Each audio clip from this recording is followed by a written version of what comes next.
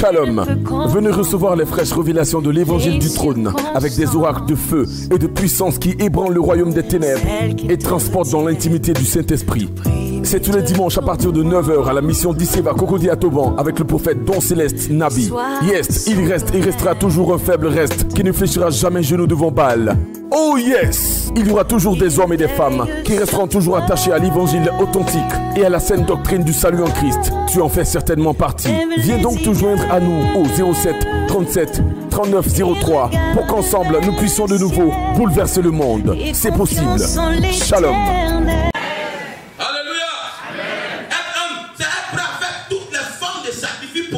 Dieu, peu importe le prix à payer, c'est ça qu'est l'homme humble. Alors, on lit dans Proverbe 18, le verset 12. Avant la ruine, le cœur de l'homme s'élève, mais l'humilité précède quoi? L'humilité précède quoi?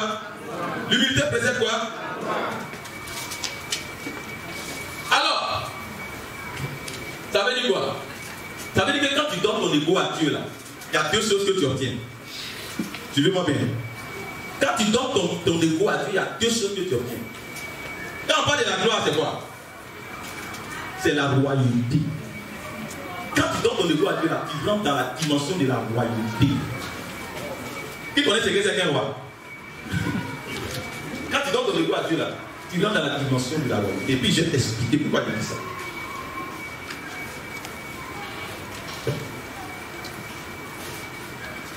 Ce point est très important. Pourquoi?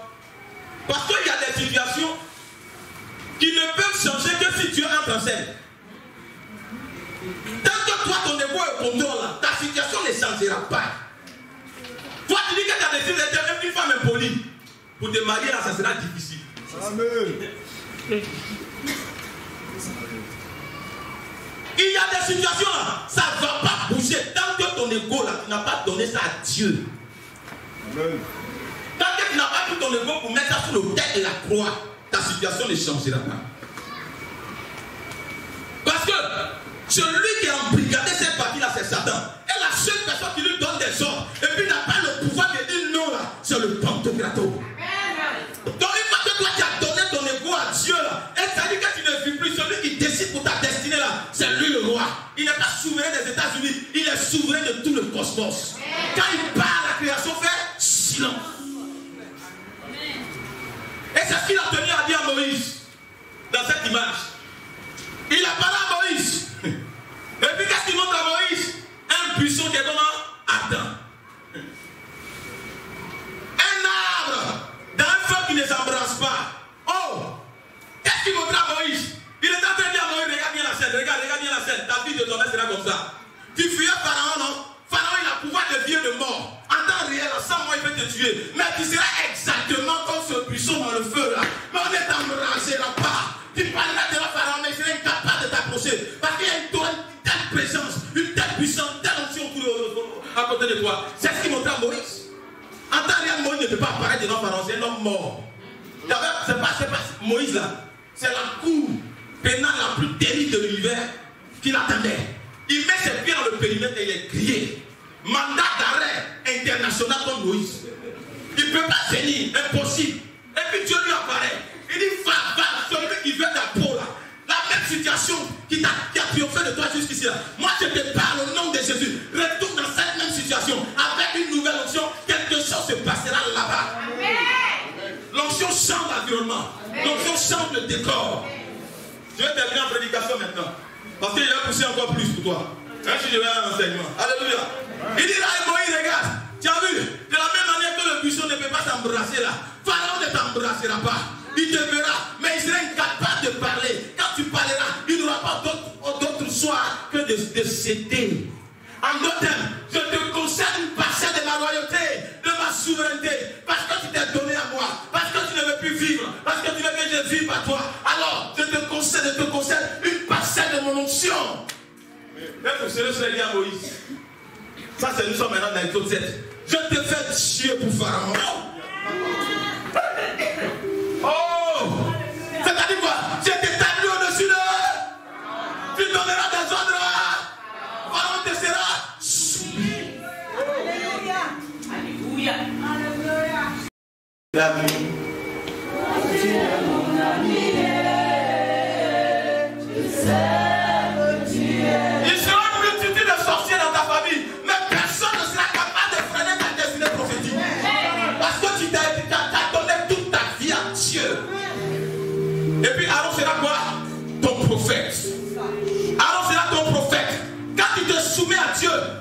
soumet des nations.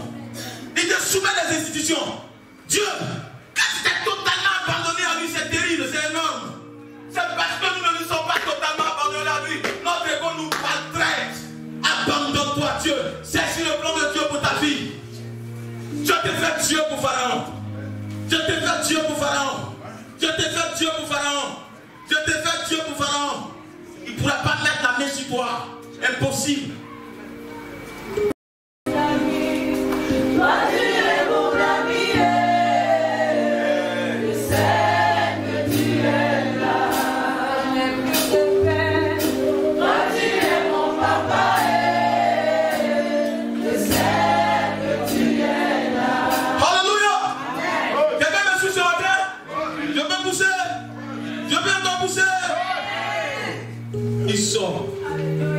Il sort dès cet instant-là. Le pouvoir a changé de. Quelqu'un peut avoir encore sa couronne sur sa tête, mais il n'est plus roi. Saül n'était plus roi. Quand Dieu est descendu, le pouvoir a changé de corps.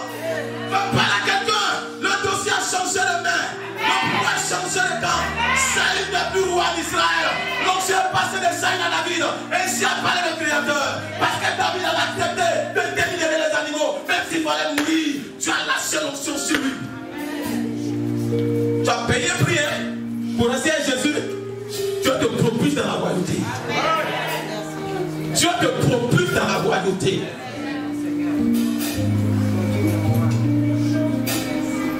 Je vais revenir à la royauté et apporter le deuxième point. Quand tu donnes ton ego à Dieu, tu ressens aussi une seconde chose. La révélation des voies de Dieu. Ton ego t'empêche de voir la splendeur de Dieu.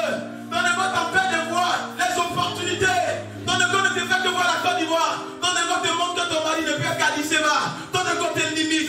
Ton ego t'amène à compter sur tes diplômes. Mais lorsque tu l'as donné à Dieu, Dieu ouvre tes yeux sur des opportunités que tu n'avais jamais vues. Et s'il avait ouvert les yeux d'Agar, et Agar a vu le puits, s'il a fait pour Agar, la fille esclave, à plus fort raison, nous qui sommes de la race.